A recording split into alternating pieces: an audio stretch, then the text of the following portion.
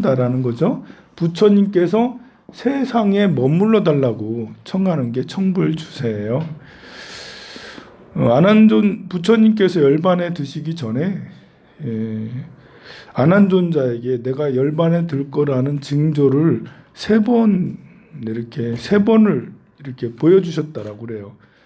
나는 열반 언제 들 거야? 나는 그런 비슷한 암시를 줬다라는 거죠. 근데 안한존자는 그걸 못 알아차렸대. 그래가지고 그냥 듣고 그냥 흘렸대요. 부처님께서 무슨 말씀하시는갑다. 이제 좋은 말씀하시는갑다 하고 흘려들었대. 그런데 부처님께서 80세 사라상수 밑에서 열반에 드셨어요. 자, 그러면 안한존자가 잘한 건가요? 잘못한 건가요?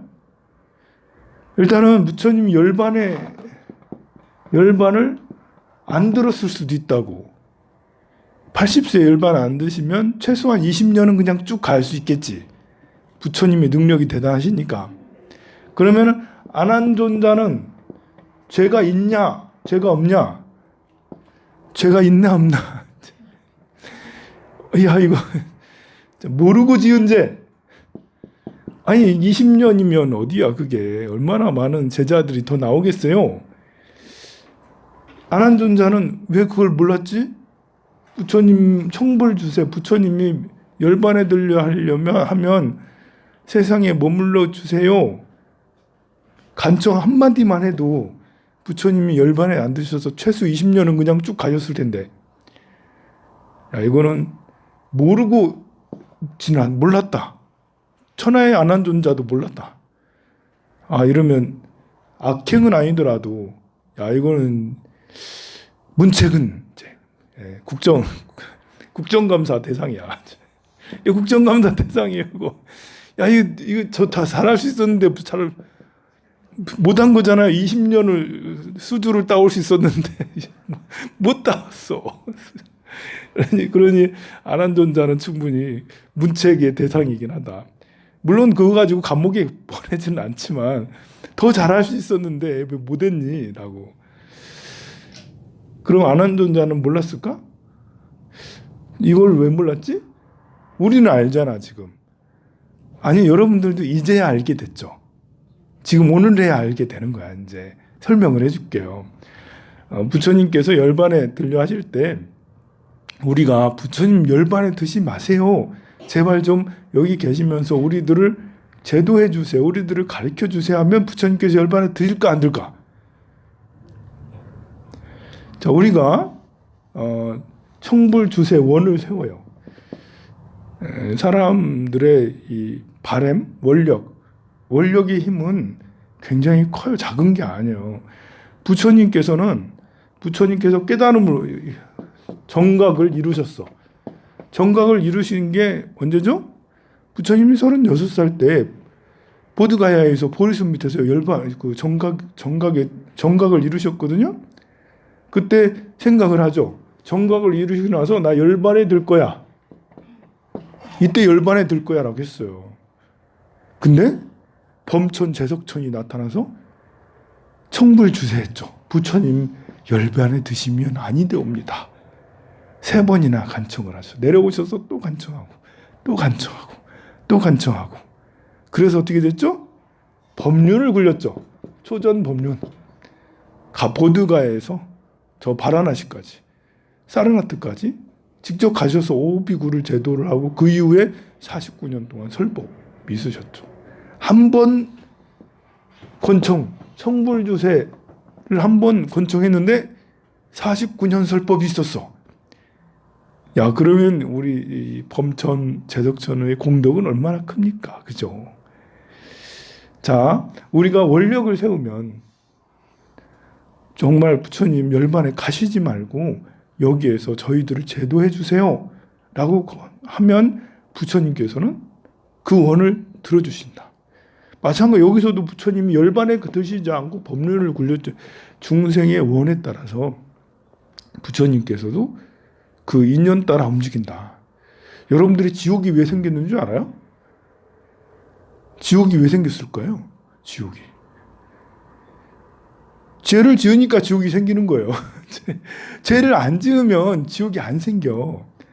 나쁜 행동을 하지 않으면, 극악무도한 행동을 하지 않으면 지옥이 안 생겨요. 지옥이 있던 지옥도 없어지지.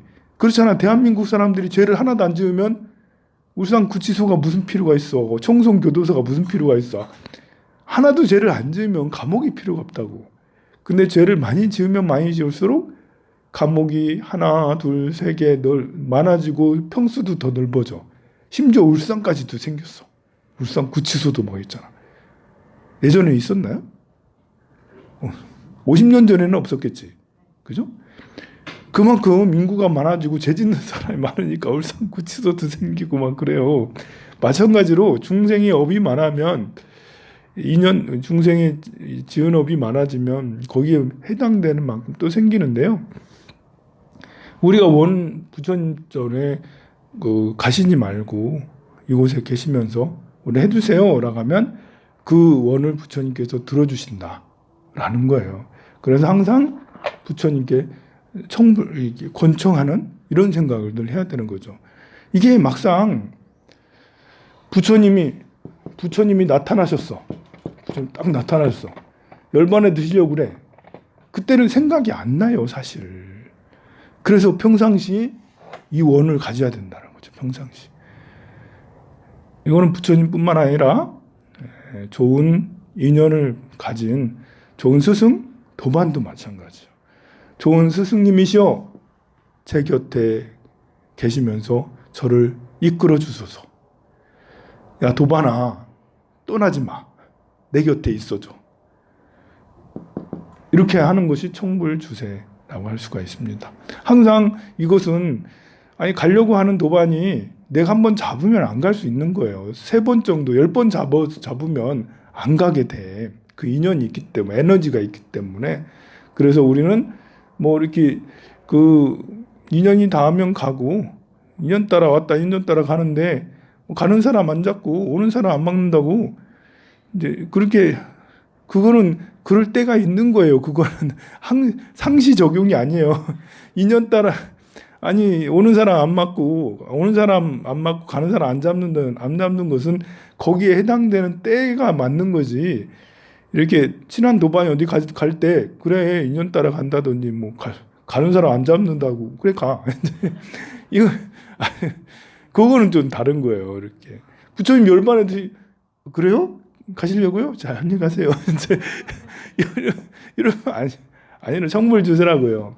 청전 법륜도 마찬가지예요. 법륜을 굴려다라는 것도 사실 저는 여러분들한테 매일매일 강의를 하잖아요. 아침에도 하고 낮에도 하고 미쳤어 그냥 이제 맨날 강의를 해. 본래의 계율법상 그게 아니에요. 그러는 거 아니에요. 청하지 않은 자에겐 법을 설하지 않는 거다라고 이 계율에 그래 나와 있어요. 계율이 좀 이상해. 청하지 않는 사람한테 설하지 않는다고. 격식이 갖춰지고 자리가 되고 들을 사람이 들을 준비가 돼야 된다는 얘기도 한 거거든요. 근데 뭐 여기는 법당이니까 제가 또 여러분들한테 얘기하는데 여러분들 안 듣겠어요? 도망가는 사람 있긴 하지만 갑자기 어쩌다가 그렇지만 뭐 듣기 싫어도 드려야지 뭐 주지가 얘기한다는데 뭐 주지가 얘기한다는데 그래서 좋은 인연 어제는 여러분들 밤잠을 못 잤을 거예요, 그죠? 예, 뭐 참 저는 이제 이렇게 본래 이렇게 제가 이렇게 어느 정치 얘기를 별로 이렇게 안 하려고 해요. 저도 스님이니까. 그런데 전에 이제 국정농단 있을 때 최순실 막 나왔을 때 그때 정말 열불나서 계속 얘기하고 그랬거든요.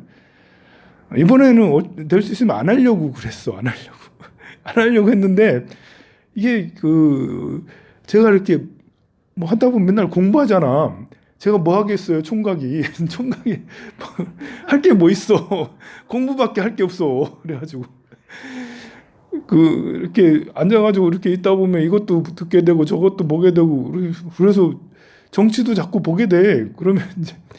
그러면 이제 분석을 하게 되는데 분석을 자꾸 하다 보면 그 진실을 알게 되잖아요. 점점점 진실에 더 가까워지잖아. 물론 그 진실이라는 게 이제 나한테 그 알고리즘이 나한테 이제 일방적일 수도 있죠. 좌파 쪽으로만 일방적일 수 있고 우파 쪽으로만 일반적일 수 있고 하지만 저는 이제 될 수 있으면 골고루 다양한 것들을 다 접하려고 많이 노력을 해요. 개인적으로는. 그래서 이쪽도 들어보고 저쪽도 들어보고 하는데 그러면 이제 점점 이렇게 그래 이번에는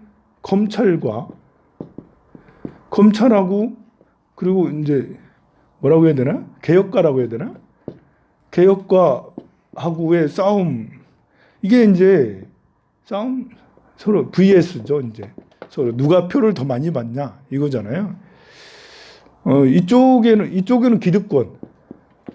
기득권과 이제 뭐라고 해야 되나? 서민이라고 해야 되나? 기득권과 서민과의 싸움이라고 할 수가 있어요.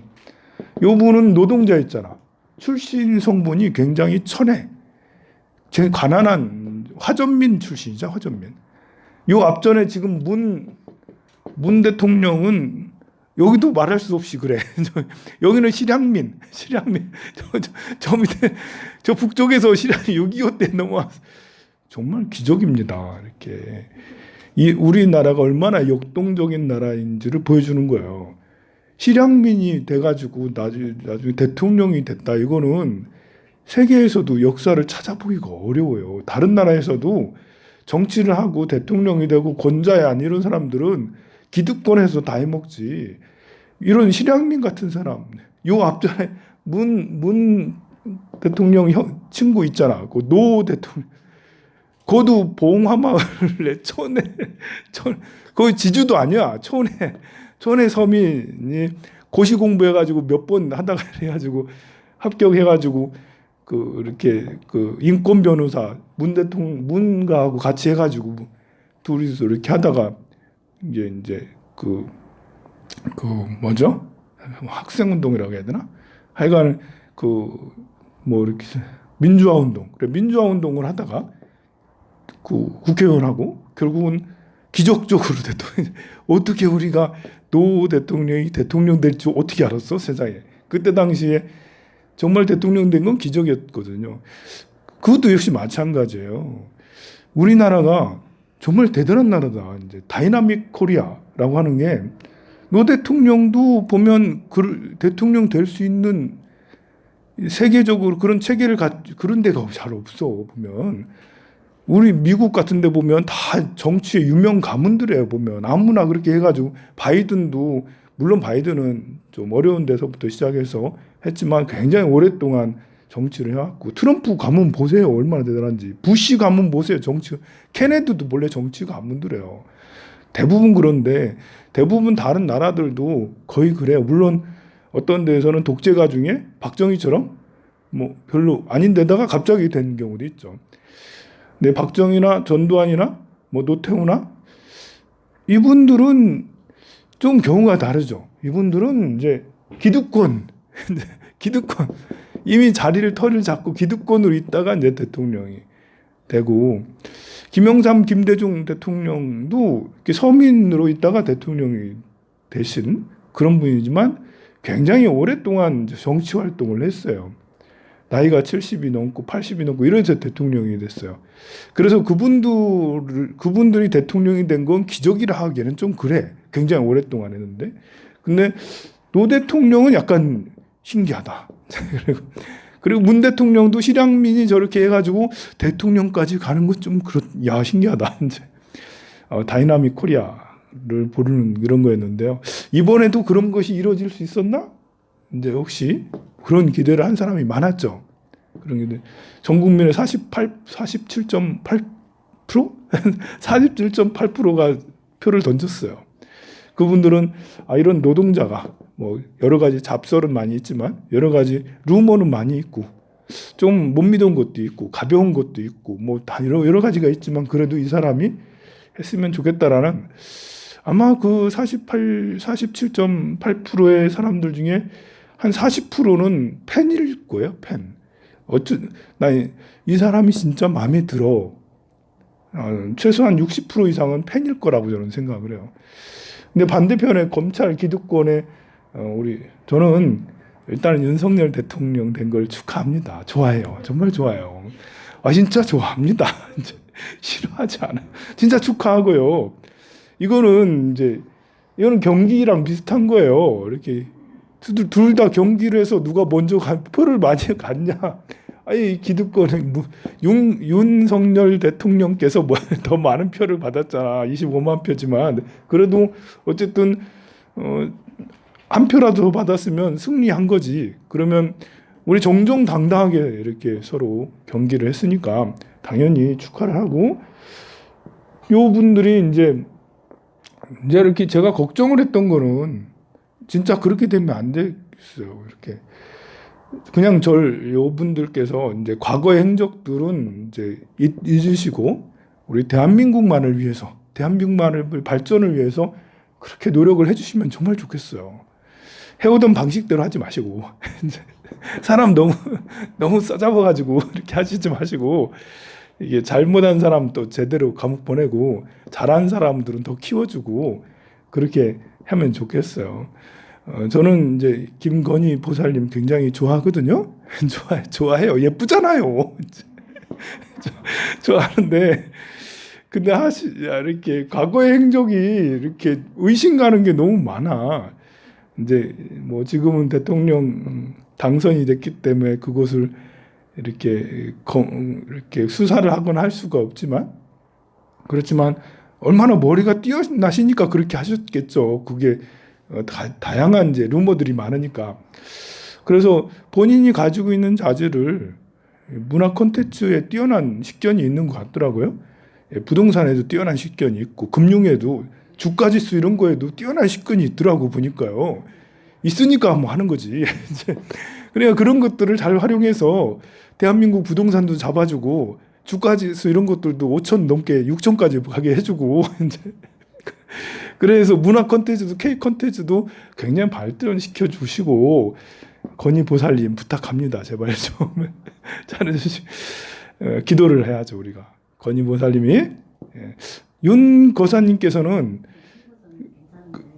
윤 거사님이 그렇게 할지는 모르겠어. 윤 거사님이 토론하시는 거 보니까 이제 윤 거사님께서는 그렇게 똑똑한지는 잘 모르겠는데, 아이 건희 보살님은 엄청 똑똑한 것 같아가지고 건희 보살님이시여 제발 좀 대한민국의 경제도 살려주시고 문화도 살려주시고 그렇게 해주시길 진심으로 바라고 저도 이렇게 매일매일 기도를 드려야 되지 않겠습니까? 그래 이제 이쪽에 이제 개혁 이제 이렇게 공부를 계속 하다 보면 기득권들은 정말 구린 게 많고 정말 싫어요. 이렇게 잘못한 게 너무 많고 이쪽에 이렇게 또 그 이재명은 이제 소문은 굉장히 나쁘고 그러는데 막상 또 공부를 하나하나 해보면 야, 너무 멋있다, 훌륭하다. 이제 정말 대단하다. 이제 여러분들은 싫다 하겠지만 저는 계속 관찰을 해봤잖아요. 그러니까 야 천재다, 천재. 정치 천재다. 그리고 연설이 너무너무 연설을 잘하는 거예요. 연설이 감동이야, 감동. 여러분들이 이렇게 이런 색깔이나 이런 것들을 하지 않고 연설을 한번 들어보세요. 굉장히 인문학적이고 사고가 민주적 사고가 꽉 차 있어요.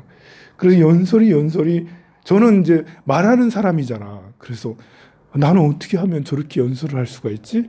그걸 맨날 들으면서 한 번도 듣고 두 번도 듣고 연설 완전 100점짜리인데 어떻게 즉석에서 연설을 보지도 않고 저렇게 하는 거지? 이제 너무 부럽고 그렇습니다. 내일 모레 감옥 갈 수도 있겠죠. 조국 하는 거 보니까 저 감옥 갈 수도 있을 것 같아요. 그러나 저는 기대를 하는 게 아직도 이제 60인가 그렇죠? 50대 후반? 요 분이 계묘생인가요? 계묘. 하여간에 이제 50대 후반, 60대 초반인가 그러는데 아직 젊어. 대통령 다음에 또 나오시면 돼. 저는 다음에 나오시기를 바라요. 5년 동안 다시 이제 갈고 닦으셔서 잘 버티고 김경수 지사도 다시 출소해서 잘 버티고 잘해서 정계 다시 진출하고 그렇게 해서 이렇게 우리나라의 좋은 사람들이 청불 주세잖아, 청불 주세. 좋은 사람들이 우리나라 정치적으로 좋은 사람들이 이렇게 계속해서 다음에 또 나오셔서 우리나라 민주화를 발전을 시킬 수 있도록 하면 좋겠습니다. 그래서 윤석열 이쪽의 팀도 이제 본부장 이쪽 팀도 정말 잘 되기를 정말 바라고요. 또 이재명도 이제 꺾이지 않고 계속해서 180석을 가지고 있기 때문에 이게 윤석열이 혼자 잘한다고 해서 되는 게 아니에요. 자칫하다가 또 탄핵이 생길 수가 있어. 굉장히 지금 기술적으로 정치 공학적으로 굉장히 어려운 상태예요. 윤석열 좋아할 게 아니라고. 대통령 되면 뭐해? 국회에서 사사건건 다 반대하고 다 발목 잡고 그래야 될 텐데 그러면 이재명하고 손을 잡아야 돼. 이 국회를 휘어잡을 수 있는 사람이 잘 없거든요. 지금 180석 국회를 휘어잡을 수 있는 사람이 없어. 근데 이재명은 국회의원은 아닌데 기대가 있죠.